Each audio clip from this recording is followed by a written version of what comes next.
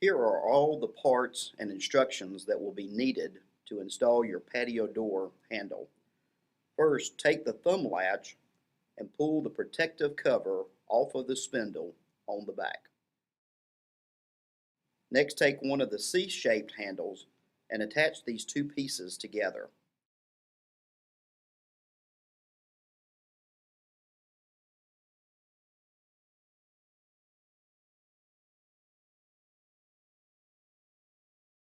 Continue the same process with the key lock and the C-shaped handle.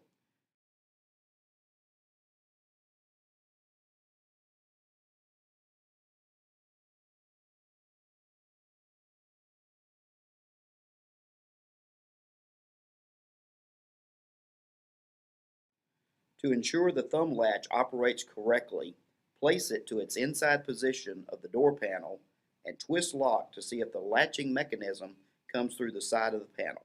Next, take the outside handle and place it in its position on the door panel. Make sure that it connects with the inside handle. Try the key.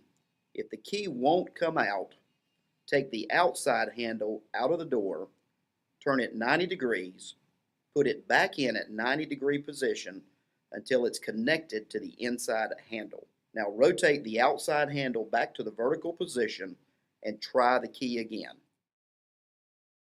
Once it is operating, take the two small white plugs and place them in the outside handle.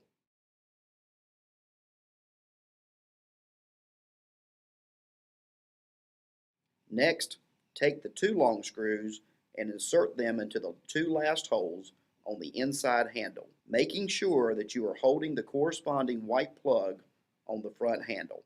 You have now completed the door handle assembly, but there is one last item to perform. Look directly across from the handle and you will see what is called the keeper. It's what the door lock latches onto for security. There are two screws in the keeper, but these are just for shipping purposes. Remove these screws and replace them with the two screws that are left.